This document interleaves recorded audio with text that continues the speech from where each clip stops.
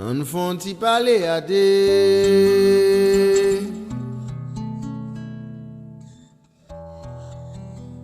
On font-y causer à des.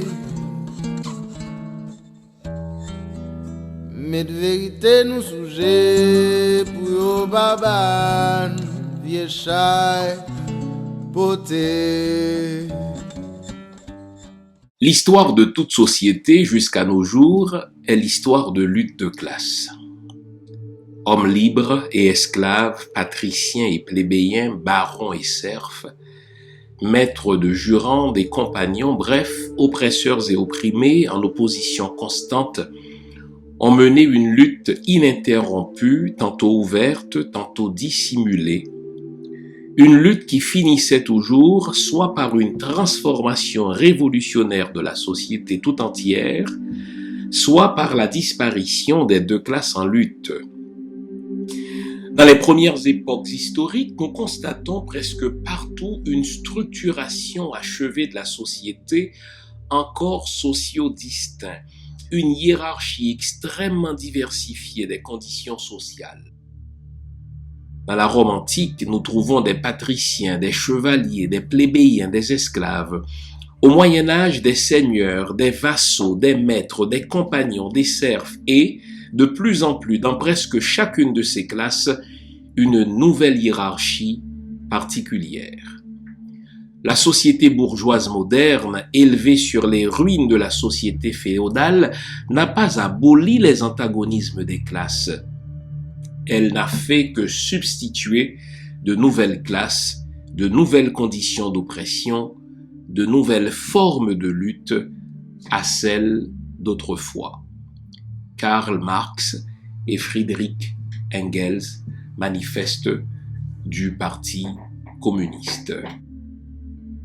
Mise en onde de Junie l'image, caméra Winnie J, microphone le pasteur Jean-Fils Aimé. Bonjour le monde, bonjour mesdames, bonjour messieurs.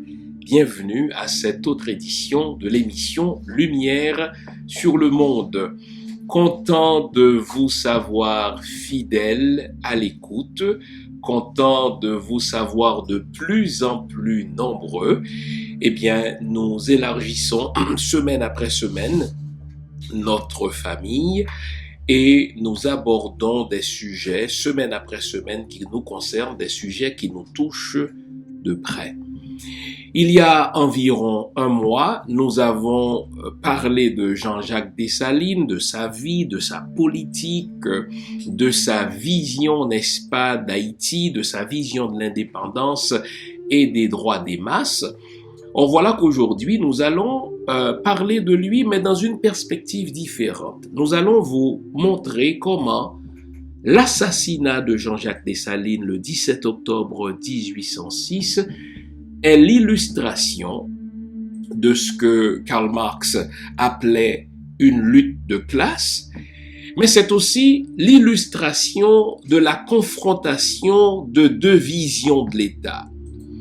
Une vision nationaliste que je présenterai en détail dans la perspective de Jean-Jacques Dessalines et une vision transnationale. Nous verrons ce qu'elle est, cette vision transnationale.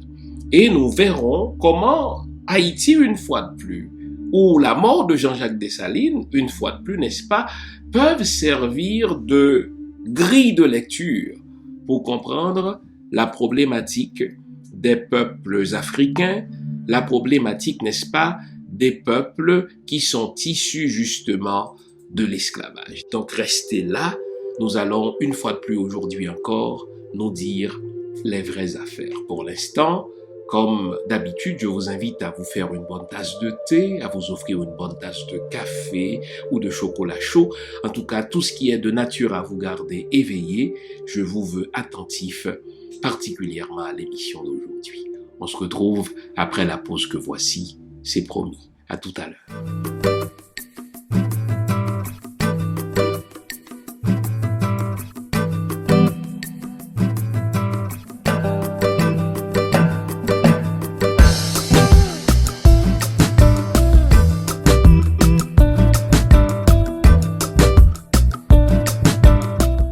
Avant la pause, on s'était promis de réfléchir sur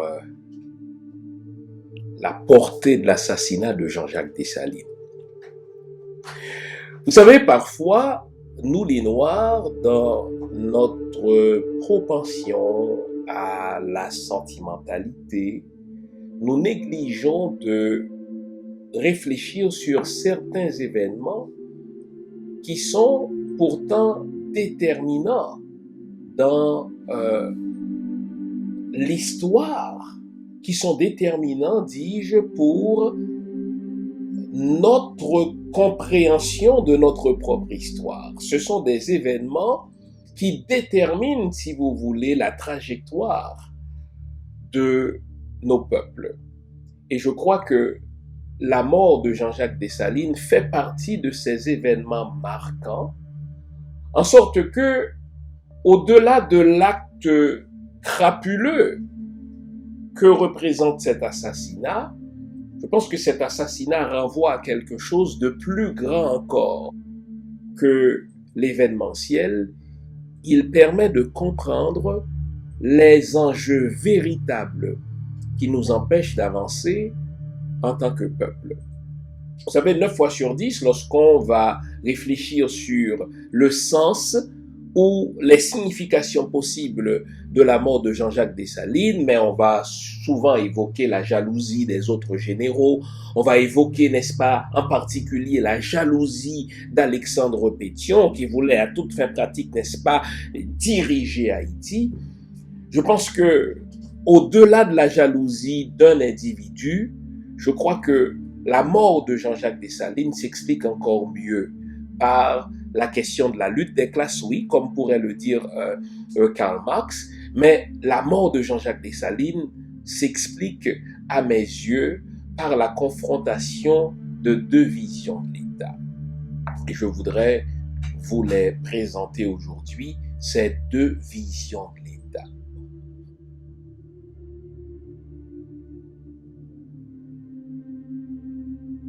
Pour Jean-Jacques Dessalines, eh bien, sa vision de l'État, elle est claire. Dessalines nourrit une vision nationaliste de la chose haïtienne.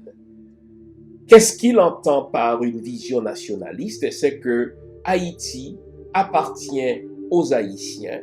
Elle doit être gérée par des Haïtiens et pour des Haïtiens. On ne peut comprendre Jean-Jacques Dessalines, on ne peut encore moins comprendre, n'est-ce pas, sa mort, les raisons de sa mort, si on ne se rappelle que Jean-Jacques Dessalines est un patriote au terme contemporain, mais un nationaliste qui dit que son pays doit être géré par les Haïtiens et pour les Haïtiens.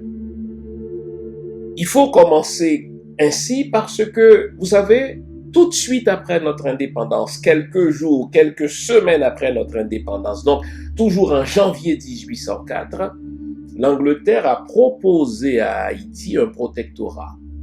Sous prétexte que la France n'allait jamais renoncer, n'est-ce pas, à sa colonie, et que ce n'est qu'une question de temps avant que Bonaparte ne renvoie de nouvelles troupes et que la France tente par tous les moyens de reprendre possession d'Haïti. Et dans sa générosité, entre guillemets, l'Angleterre a proposé à Jean-Jacques Dessalines un protectorat au terme duquel, eh bien, l'Angleterre aurait le contrôle, n'est-ce pas, des mers haïtiennes, contrôlerait aussi d'autres secteurs clés de la vie nationale haïtienne pour mieux protéger l'indépendance haïtienne contre l'invasion éventuelle de la France. Eh bien, si une telle proposition était faite à nos dirigeants d'aujourd'hui, imaginez si une telle proposition était faite par les États-Unis aux dirigeants haïtiens actuels. Imaginez si la France avait fait une telle proposition aux dirigeants africains actuels. Eh bien, ils sont plusieurs ceux qui accepteraient, n'est-ce pas? Sous prétexte que c'est un grand pays, c'est une grande puissance, bénéficier du protectorat justement, soit de la France ou des États-Unis, ou dans le cas de Jean-Jacques Dessalines de l'Angleterre, représenterait comme une espèce de manne. Mais vous savez quoi?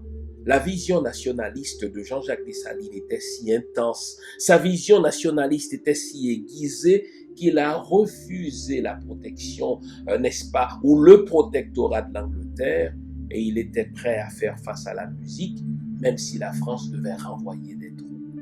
Eh bien, cette vision nationaliste de Dessalines va lui valoir l'inimitié de ses généraux. Cette vision nationaliste de Dessalines va lui valoir justement l'inimitié de ceux qui vont comploter pour son assassinat justement. Parce que cette oligarchie qui était placée autour de lui, cette clique qui se trouvait justement autour de lui comme des collaborateurs, eh bien cette clique-là nourrissait une autre vision de la chose publique. Cette autre vision, je l'appelle une vision transnationale. Qu'est-ce que c'est qu'une vision transnationale? C'est que, oui, nous sommes haïtiens quand ça fait notre affaire, mais nous avons d'autres identités dont nous sommes plus fiers et que nous pouvons faire valoir quand nos intérêts sont en jeu.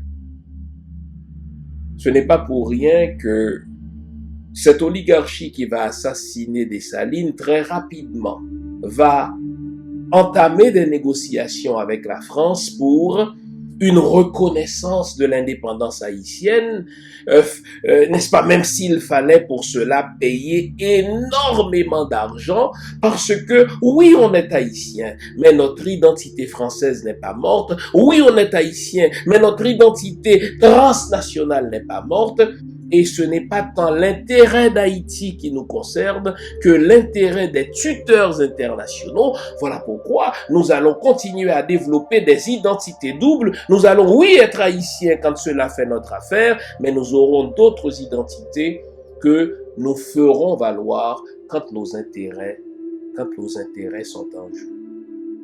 Regardez par qui aujourd'hui sont dirigés nos pays. C'est cette même vision transnationale. Des gens qui vont se réclamer de tel pays africain, des gens qui vont se réclamer de tel pays antillais, en tout cas des gens qui vont se réclamer de l'identité, n'est-ce pas, de tel peuple afro-descendant quand ça fait l'affaire. Mais quand ça fait pas l'affaire, on découvre qu'il y avait une autre identité beaucoup plus forte. On découvre qu'il y avait une identité, n'est-ce pas, dont ils sont si fiers qu'ils peuvent faire appel à ces tuteurs internationaux qui ne manqueront pas, n'est-ce pas, d'intervenir pour les défendre, eux, pour les garder au pouvoir, même si l'intérêt de la population, même si l'intérêt de la masse, n'est-ce pas, était foulé aux pieds. Dans sa vision nationaliste, n'est-ce pas, de l'État, eh bien cela va sans dire, Dessalines voulait que les richesses de ce pays soient profitables à tous les Haïtiens. Dessalines voulait que les ressources de ce pays soient profitables à tous les enfants d'Haïti. Et quand on parle dans ce contexte-là, n'est-ce pas, de richesse, quand on parle dans ce contexte-là, n'est-ce pas, de ressources, eh bien on pensait à la terre. Parce que la terre, à ce moment-là, c'était la principale source d'enrichissement. En sorte que on avait la terre, on pouvait développer des richesses. On n'avait pas de terre, on était condamné à la pauvreté. Et Dessalines avait cette sensibilité pour que les terres puissent bénéficier à tous les enfants d'Haïti. Lorsqu'il a constaté autour de lui que ceux qui dirigeaient avec lui, ceux qui se trouvaient justement dans la gouvernance de ce pays, n'hésitait pas à fabriquer de faux titres de propriété, n'est-ce pas, pour s'emparer des terres qui normalement appartenaient à tous. Dessalines s'est plaint en disant, alors là, nous avons fait la guerre pour les autres. Nous nous sommes tous battus, nous avons versé notre sang, nous avons risqué la mort, mais voilà qu'aujourd'hui, c'est une clique qui bénéficie, n'est-ce pas, des richesses qui auraient dû appartenir à tout le monde. Et il va partir en guerre contre ses propres collaborateurs, il va partir en guerre contre ses propres généraux, parce que ces derniers ne comprenaient pas que la richesse du pays appartient à tous les enfants du pays. Dites-moi si ce n'est pas une problématique contemporaine, le fait que des richesses soient confisquées, le fait que les ressources, n'est-ce pas, de nos pays soient utilisées toujours par une clique, par une oligarchie au détriment ou aux dépens de la masse qui continue de végéter. Alors vous comprenez que la mort de Dessalines est actuelle. La mort de Dessalines, n'est-ce pas, c'est l'illustration même, dis-je, de deux visions de l'État. Dessalines disait que les richesses doivent appartenir à tous et à toutes. La petite clique disait non, les richesses nous appartiennent à nous et nous allons tout faire pour les confisquer, même si pour cela la majorité des Haïtiens devaient crever de faim, devaient crever, n'est-ce pas, à la suite de toutes sortes de privations. La vision nationaliste de Dessalines repose aussi sur une idée avant-gardiste qu'est un État laïque. Et j'aime à le dire, peut-être qu'aujourd'hui ça paraît une banalité que de sortir le bon Dieu de la gestion de la chose publique, mais au début du 19e siècle, on n'entendait pas la chose de cette manière. Les églises ou l'église était terriblement présente dans la gestion de la chose publique. Aucun Dessalines ose dire que la chose publique doit être gérée en dehors de toute bondieuserie, en dehors de toute diablerie. C'est quelque chose d'extraordinaire. C'est quelque chose d'extraordinaire, particulièrement parce que, après la mort de Dessalines, ses successeurs se sont empressés de négocier avec Vatican un concordat qui va être effectif, n'est-ce pas, dans les années 60. Et qu'est-ce qui va se passer, n'est-ce pas, à la signature de ce concordat? Les dirigeants haïtiens vont livrer le cerveau des Haïtiens. Les dirigeants haïtiens vont livrer le cerveau de la jeunesse aux prêtres bretons, vont livrer, n'est-ce pas, le cerveau de la jeunesse aux gens de l'Église, avec toutes les conséquences que l'on connaît et que l'on voit encore aujourd'hui. La haine de notre histoire, la haine de nos héros, la haine de notre culture, la haine de soi. Parce que le mandat était clair. Si vous relisez, n'est-ce pas, le discours qui a été prononcé par le ministre de l'Instruction publique, Élie Dubois, le jour de la signature de ce concordat en 1860, eh bien, le mandat qui était confié à l'Église était clair: impulser une nouvelle culture à la jeunesse d'Haïti. Dessalines voyait la chose autrement. D'abord, il ne voulait pas mêler l'Église, il ne voulait pas mêler les religions dans la gestion de la chose publique, et jamais n'aurait-il accepté de confier l'instruction de sa jeunesse, de confier, n'est-ce pas, l'éducation de sa population à des étrangers qui sont tout sauf de véritables amis. Quand on voit aujourd'hui, 200 ans plus tard, à quel point les religions sont solidaires du sous-développement haïtien, à quel point, n'est-ce pas, les religions pullulent et polluent l'environnement haïtien. Et quand je parle d'Haïti ici, j'aurais pu parler, n'est-ce pas, de vos pays à vous, de quelque endroit que vous m'écoutiez, n'est-ce pas? Ou bien vous voyez à quel point la vision nationaliste de Dessalines était une vision pertinente, en ce que Dessalines pouvait comprendre déjà au début du 19e siècle que le développement d'une population doit se faire sans l'influence des religions, car quand on mêle la religion dans la gouvernance de la chose publique, on est désormais dans l'irrationnel, on est désormais, me direz-vous, dans le suprarationnel, mais en tout cas, on n'est sûrement pas dans le rationnel, puisqu'on va essayer d'expliquer, n'est-ce pas, les problèmes humains par des facteurs qui ne dépendent pas de nous, c'est-à-dire des facteurs qui relèvent soit de la superstition ou des facteurs qu'on va attribuer improprement au bon Dieu ou au diable. Dessalines voulait, dans sa vision nationaliste de l'État, une société unifiée. Déjà dans sa constitution impériale, il interdisait toute discrimination au sein du peuple haïtien basée sur la couleur.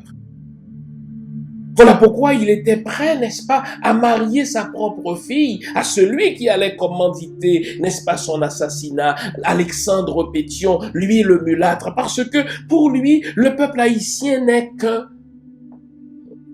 Il croyait, n'est-ce pas, que la force du développement se trouve dans l'unité. L'unité des anciens libres avec les nouveaux libres. L'unité des mulâtres avec les noirs, l'unité des bossales avec les créoles, car il comprenait que sans unité, l'indépendance, n'est-ce pas, ne serait qu'un vain mot. C'est tellement vrai qu'après son assassinat, 3 ans presque jour pour jour après la proclamation de notre indépendance, nous étions déjà en guerre civile. Imaginez. En janvier 1807, il y avait cette terrible guerre civile entre les troupes de Christophe et les troupes de Pétion. Pourquoi? Parce que on est passé à côté de cet idéal dessalinien qu'est l'unité. Peu en importe le prix. La vision nationaliste de Dessalines reposait sur une notion d'équité et de justice. Imaginez, quand on relit la constitution de Dessalines et quand on relit ses actes publics, ses décrets en tant que gouverneur général à vie ou en tant qu'empereur, on est surpris que l'un des premiers décrets que Dessalines ait émis concerne justement l'égalité entre les enfants naturels et les enfants issus des liens du mariage. Vous savez, puisque vous avez sûrement reçu une éducation judéo-chrétienne, vous savez comment l'Église a fait de cette distinction entre enfants naturels et enfants issus, n'est-ce pas, du mariage, une distinction fondamentale, si bien que quand on est en dehors du mariage, il y a comme une honte qui est attachée à son identité, on nous appelle des bâtards, etc. Eh bien, précisément parce que Dessalines avait cette vision, n'est-ce pas, de justice, cette vision d'équité, eh bien, son premier décret a été justement concernant cette affaire qui consistait à diviser les enfants d'une même famille sous prétexte que tel enfant est issu, n'est-ce pas, des œuvres naturelles, écoutez même la formule, et que tel autre serait issu, n'est-ce pas, des liens du mariage. Non. Juste avant ce décret de Dessalines, les enfants naturels ne pouvaient pas hériter.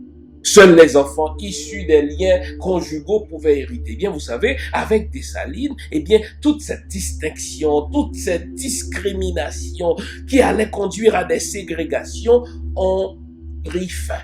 Parce que Dessalines a dit que les enfants naturels et les enfants issus du mariage avaient les mêmes droits. Tout ce sentiment de supériorité que certains éprouvaient parce que eux sont des enfants issus du mariage par rapport à d'autres qui sont des bâtards, eh bien tout cela tombait. Et derrière cette notion que Dessalines a voulu, n'est-ce pas, dont Dessalines a voulu faire la promotion, réside son idée que personne ne subisse d'ostracisme pour quelque raison que ce soit dans son propre pays. Que personne ne subisse d'ostracisme à cause de la couleur de sa peau, que personne ne subisse d'ostracisme, n'est-ce pas, à cause de la langue qu'il parle, à cause de l'accent, n'est-ce pas, qu'il reflète dans sa façon de parler, etc. Que personne ne subisse d'ostracisme à cause de ses origines. Voilà pourquoi il a dit que le peuple haïtien serait reconnu sous son terme générique de noir. Mais précisément parce que Dessalines était pétri de justice et d'équité, sa vision nationaliste se reflétait dans ses décisions publiques. Cela entrait en confrontation avec une autre vision qui elle-même reposait sur l'ostracisme, qui elle-même reposait sur les discriminations, des discriminations de toutes sortes, des discriminations basées sur la couleur de la peau, des discriminations basées sur le langage raffiné, des discriminations basées, n'est-ce pas, sur ses origines, son nom de famille, etc. Vous notez qu'aujourd'hui encore en Haïti, en fonction du nom de famille que l'on porte, on peut être reçu ou rejeté. Selon que notre nom de famille finit, n'est-ce pas, par par les lettres IUS, automatiquement, on peut deviner, n'est-ce pas, ses origines sociales. On peut deviner ses origines sociodémographiques. Et là, on va subir des ostracismes. Eh bien, c'est à tout cela que Dessalines voulait mettre fin. Et c'est contre tout cela qu'il s'était dressé dans sa vision nationaliste de l'État. Et c'est pas pour rien que son assassinat, une fois perpétré, eh bien, les mêmes ostracismes, les mêmes discriminations sont revenues de plus belle, en sorte que, à la mort de Dessalines, à quoi avons-nous assisté? Nous avons assisté à un retour de la structure sociétale plantationnaire. Les maîtres ont changé, mais les structures sont restées les mêmes. Les noms ont changé, les structures sont restées les mêmes. L'oligarchie a continué à se comporter comme au moment de la colonie, avant l'indépendance, et la masse haïtienne continuait d'être spectatrice de sa propre histoire, continuait d'être spectatrice de son propre destin.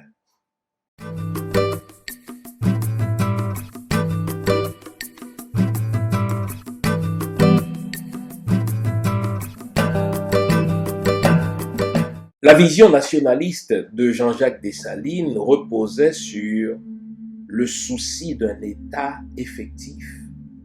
L'homme commandait à ses généraux, qui étaient responsables, n'est-ce pas, des divisions, de construire des forts partout.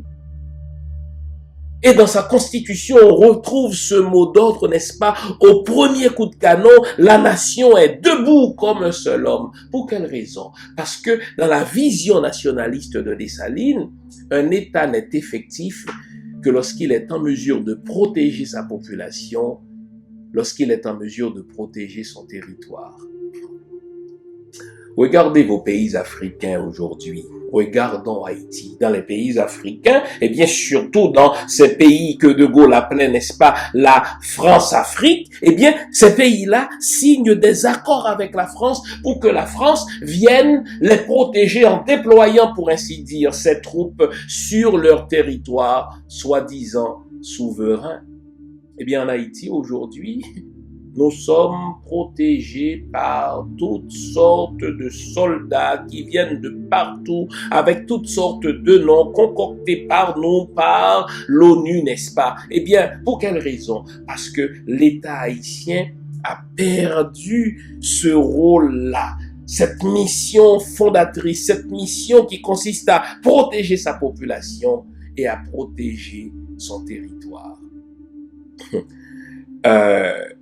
On ne compte plus les gens qui sont assassinés et des enquêtes qui se poursuivent ad vitam aeternam.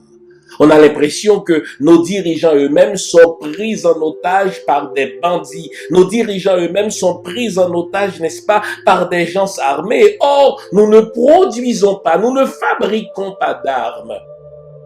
Comment ça se fait que des armes entrent, des munitions entrent? C'est à ce point ridicule et intriguant que des adolescents détiennent des armes qui coûtent, n'est-ce pas, des milliers de dollars et arrivent, n'est-ce pas, à se réapprovisionner en termes de munitions. Et puis à chaque fois, l'État promet de protéger. À chaque fois, des enquêtes, n'est-ce pas, sont lancées, mais des enquêtes qui n'aboutissent jamais. Vous savez pour quelle raison? Parce que c'est ça, une vision transnationale. Dans la vision transnationale, on est responsable de rien, encore moins de la protection de son territoire, encore moins de la protection de sa population. On abdique cette mission, n'est-ce pas, régalienne, et on confie à des groupes internationaux la protection d'une population. Et vous notez que quand nos dirigeants confient des mandats de protection à des groupes internationaux, à des entités internationales, à des organisations internationales, c'est leur sécurité à eux, n'est-ce pas, qui est la première préoccupation, car dans le cas d'Haïti, par exemple, le président est protégé par des étrangers, souvent des vétérans américains, mais la population est livrée aux bandits, au vu et au su de ces mêmes groupes qui sont censés assurer la protection, en sorte que nous perdons jour après jour des gens dans les quartiers populaires. Nous perdons jour après jour, n'est-ce pas, des universitaires, des chercheurs, des gens qui étaient utiles, n'est-ce pas, à leur pays, mais parce que l'État, dans sa vision transnationale, ne répond pas à cette mission première qui consiste à protéger sa population et à protéger son territoire, eh bien, la population est livrée à elle-même. C'est une aberration quand on sait que l'État est fondé avec la promesse implicite et explicite de protéger son territoire et de protéger sa population. Eh bien, Dessalines, dans sa vision nationaliste, savait déjà qu'aucune indépendance ne serait efficace si l'État n'est pas en mesure de protéger son territoire, n'est pas en mesure de protéger sa population.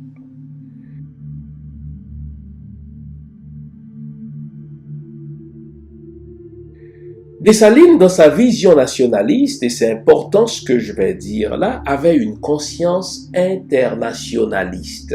Il n'y a pas de contradiction dans cela.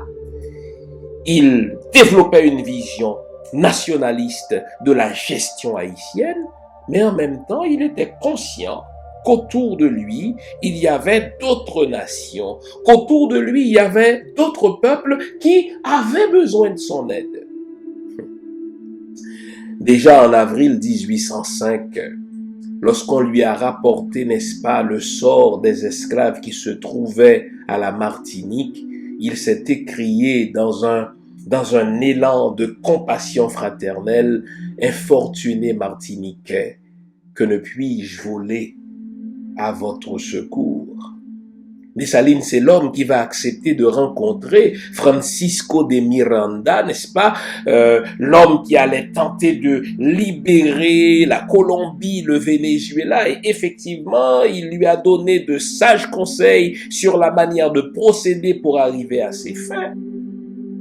Et il a commandé à ses généraux d'aider Miranda en termes de munitions, en termes d'armes, en termes d'hommes. Mais pendant que Dessalines soutenait des causes de liberté, tandis que Dessalines soutenait des causes de libération, n'est-ce pas, d'autres peuples, eh bien, il entretenait des relations diplomatiques horizontales avec des nations comme l'Angleterre, avec des nations comme les États-Unis.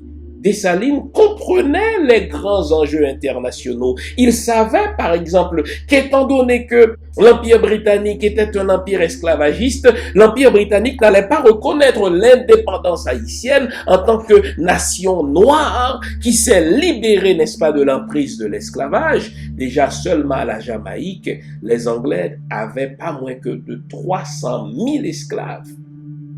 Dessalines comprenait qu'étant donné que dans le sud des États-Unis, entre autres, on pratiquait l'esclavage, les États-Unis n'allaient pas reconnaître de sitôt, n'est-ce pas, l'indépendance haïtienne, mais cela ne l'a pas empêché, Dessalines, de faire commerce avec les Anglais, de faire commerce avec les États-Unis, de correspondre avec eux. Autant dire, il comprenait les enjeux internationaux, il avait une vision nationaliste, n'est-ce pas, de la chose publique haïtienne, mais il avait une participation à la vie internationale, participation au terme de laquelle il aidait les peuples qui avaient besoin de liberté et il faisait commerce avec ceux qui étaient considérés comme des puissances. Et Dessalines ne se laissait pas dicter sa politique internationale par les grandes puissances.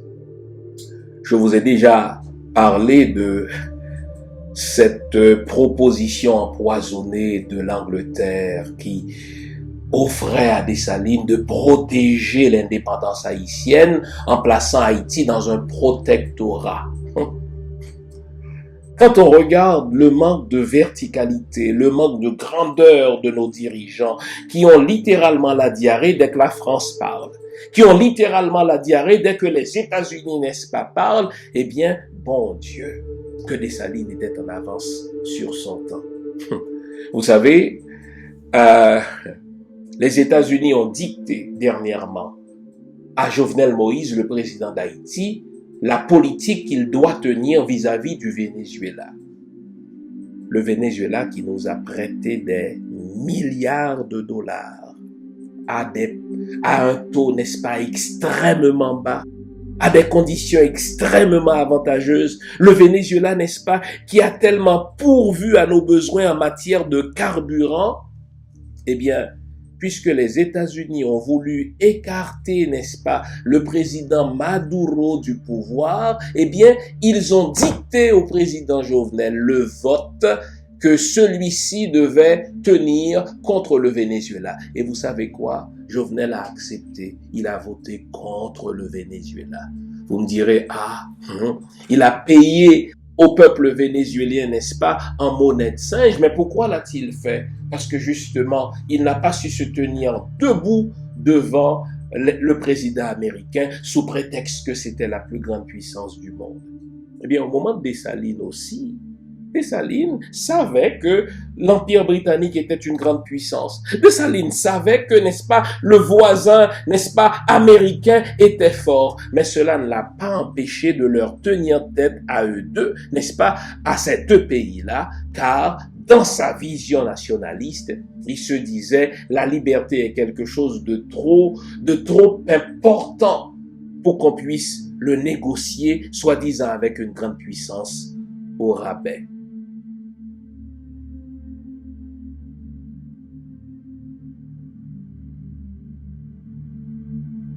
Dans sa vision nationaliste, Dessalines voulait rompre tout lien avec les oppresseurs, que ce soit les oppresseurs du dedans que les oppresseurs du dehors. C'était l'homme de la rupture radicale, car il comprenait que après 300 ans de souffrance, après 300 ans d'esclavage, on n'avait plus rien à attendre en termes de bonté de la part, n'est-ce pas, de la nation qui nous a opprimés. Et il était prêt à tout, à tenir son bout, n'est-ce pas, car la devise, c'était justement vivre libre ou mourir. Mais pour cela, vous savez, il a payé le fort prix. D'abord, on a tenté d'assassiner le personnage. Dessalines était l'objet d'une mauvaise presse. On le faisait passer pour le mangeur des Blancs. Mais quelle aberration. Quand les Blancs bouffent des Noirs pendant 300 ans, personne n'en parle, c'est normal. Quand Rochambeau est allé chercher à Cuba jusqu'à 600 chiens dressés à chasser les Noirs et à se nourrir de la chair des Noirs, mais c'était une tactique de guerre. Mais quand Dessalines, après l'indépendance, pour protéger son pays, n'est-ce pas, des espions français, donc des oppresseurs intérieurs, eh bien, il leur a rendu la monnaie de leurs pièces, eh bien, tout à coup, il est devenu le mangeur des Blancs. On le faisait passer pour un tyran. Pour quelle raison? Parce que il a compris que dans le contexte post-indépendance, il fallait un État efficace, il fallait un État fort. Mais vous savez quoi? Dessalines en avait cure. Même si on disait de lui qu'il était un mangeur de blanc, même si on disait de lui qu'il était un tyran, cela lui importait peu. Ce qui lui importait, c'était de rompre radicalement avec les oppresseurs de son peuple. C'est ironique que tout de suite après son assassinat, ceux-là même qui l'ont assassiné ont cherché à négocier avec les oppresseurs d'autrefois. C'est la vision transnationale de la chose. C'est-à-dire, nous n'avons pas de nation, nous n'avons pas qu'une seule identité. Ce qui compte, ce sont nos intérêts à nous. Et faut-il pour cela vendre son âme aux oppresseurs, pourvu que nos petits intérêts de clique, nos petits intérêts de clan soient protégés? Eh bien, au diable les idéaux d'indépendance, au diable les idéaux, n'est-ce pas, de la souveraineté. Mais c'est ce qu'on voit aujourd'hui. C'est ce qu'on voit en Haïti, c'est ce qu'on voit dans nos pays africains, n'est-ce pas? On n'est pas prêt à rompre les amarres avec les oppresseurs du dedans. On n'est pas prêt à rompre les amarres avec les oppresseurs du dehors. Ce qui compte, ce sont les intérêts claniques.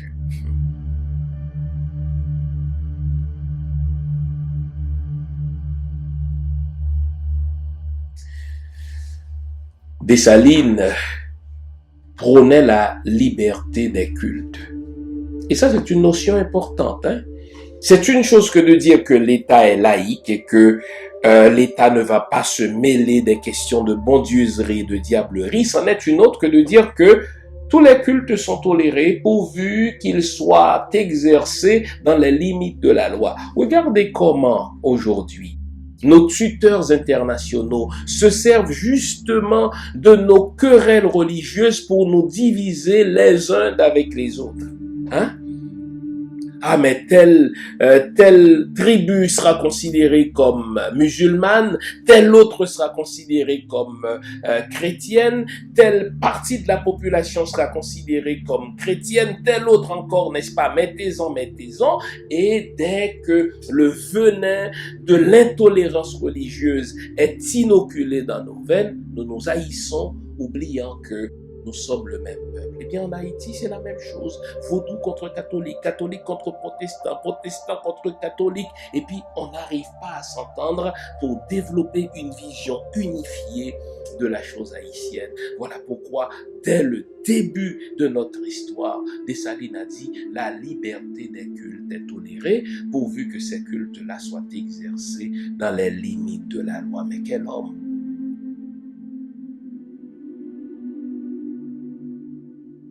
Dessalines, dans sa vision nationaliste, avait une vision des rapports sociaux tellement libérale. Vous savez, des questions comme le mariage, l'union libre, le célibat, c'est des questions qu'il considérait comme des questions privées. L'État n'avait pas à intervenir dans ces débats-là. Eh bien, le mariage, c'est l'affaire d'individus. L'union libre, c'est l'affaire d'individus. Pourvu que les enfants, eux, ne soient pas déshérités ou ne soient pas privés de leurs droits fondamentaux, eh bien, c'était votre affaire. Pour reprendre une expression, n'est-ce pas, plus ou moins contemporaine, eh bien, ce qui se passait dans la chambre à coucher des gens les regardait. Et c'est une idée en vérité proprement révolutionnaire que de mettre sur un plan d'égalité le mariage et l'union libre. Comprenons que dans une vision judéo-chrétienne, la sexualité avant le mariage, c'est un péché potentiellement mortel. Et justement, à la mort de Dessalines, eh bien, dans le nord d'Haïti, eh bien, Henri Christophe fouettait les gens qui vivaient en union libre, car ils tenaient tellement au mariage dans une perspective chrétienne que ceux qui vivaient en union libre étaient punis, étaient fouettés par l'État. Mais Dessalines, il s'en foutait.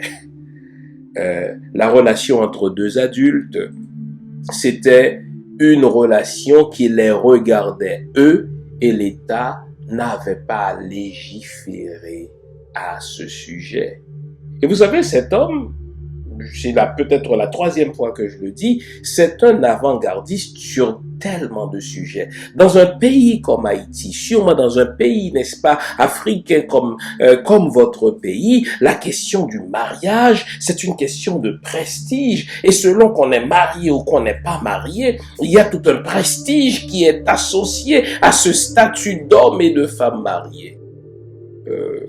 Pour Dessalines, c'était un détail privé.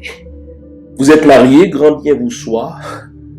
Vous vivez en union libre, grand bien vous soit. Donc, le mariage et l'union libre étaient sur un pied d'égalité. Quand on sait, par exemple, dans les États modernes, comment le Québec a réussi le même virage de haute lutte, hein, que de dire, vous êtes marié, c'est votre choix, vous vivez en union libre, c'est votre choix pourvu que vous soyez heureux. Donc c'est à la suite d'une longue histoire de contestation des dictats de l'Église, eh bien, Dessalines, au tout début de notre histoire, au 19e siècle, a compris que c'était des choses privées dans lesquelles l'État n'avait pas à intervenir.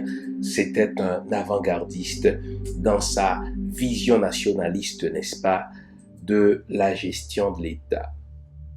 Dessalines voulait un commerce contrôlé par l'État et dans l'intérêt de la nation. Je vous ai dit au début de l'émission qu'il commerçait avec les États-Unis, qu'il commerçait, n'est-ce pas, avec l'Angleterre, mais il faisait commerce avec ces pays-là en ayant le souci de ce qu'on pourrait appeler aujourd'hui la balance commerciale. On importait, mais on exportait aussi. On n'ouvrait pas les frontières nationales à l'entrée de tous les produits internationaux sous prétexte que tel produit français était supérieur, sous prétexte que tel produit anglais était supérieur. Non, Dessalines n'avait pas ce complexe-là. Qui dit commerce, dit import-export. Il importait, il exportait. Et il avait le souci, n'est-ce pas, que l'État puisse contrôler ce qui entre, tout comme l'État devait donner son accord à ce qui sortait. Dans quel but? Dans le but de garder ce qu'on appelle, n'est-ce pas, l'autonomie alimentaire du peuple haïtien ou l'autarcie du peuple haïtien. Aujourd'hui, 200 ans plus tard, Haïti importe tout. Et nos dirigeants n'ont aucun souci de la balance commerciale. Nos dirigeants n'ont aucun souci de la protection de la production locale. J'oublierai jamais, j'étais en train de terminer mes études secondaires classiques à la chute de Jean-Claude Duvalier. Donc dans les années qui ont suivi, on avait un certain ministre des Finances arrogant comme lui seul et qui voulait tellement plaire, n'est-ce pas, à ses tuteurs internationaux qu'il ouvrait les frontières haïtiennes, les douanes haïtiennes sous prétexte qu'il fallait libéraliser le pays. En très peu de temps, cette libéralisation de nos frontières et de nos douanes a fini par tuer la production locale. Des zones qui étaient reconnues pour leur autonomie alimentaire en termes de production rizière, des zones qui étaient reconnues, n'est-ce pas, pour leur autonomie en termes de telle autre production encore, eh bien, ont fini par être dépendantes de l'importation des produits dominicains ou de l'importation des produits américains. Si bien que, au début des années 2000, c'est Bill Clinton lui-même qui est allé d'un mea culpa au peuple haïtien, car il reconnaît qu'avant d'être fait président des États-Unis, Haïti pouvait encore se targuer d'une certaine autonomie alimentaire, mais lui, il a tout fait pour imposer le riz américain, n'est-ce pas, à la production haïtienne, en sorte qu'en très peu de temps, ce qui nous restait de production locale, ce qui nous restait d'autonomie alimentaire, a volé en éclats. Et lorsqu'on a posé cette question à ce fameux ministre des Finances qui a libéré nos frontières et qu'on lui a posé cette question au nom du nationalisme haïtien, vous savez quelle a été sa réponse? Eh bien, votre nationalisme, vous pouvez vous asseoir dessus.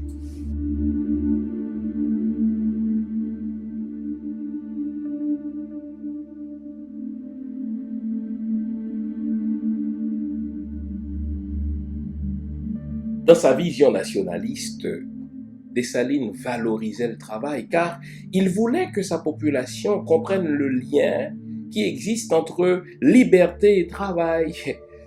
Si on est libre sans travail, mais la liberté n'est qu'un vain mot. Voilà pourquoi il voulait que la masse, n'est-ce pas, reste attachée au travail. le travail de la terre, l'agriculture pour garder l'autonomie, n'est-ce pas, de la population. Tout de suite, après l'assassinat de Dessalines, eh bien, cette notion de la valorisation du travail a commencé à s'effriter, en sorte qu'aujourd'hui, le taux de chômage chez nous, n'est-ce pas, dépasse les 65%. Imaginez, sommes-nous libres quand 65% d'entre nous, n'est-ce pas, sont au chômage?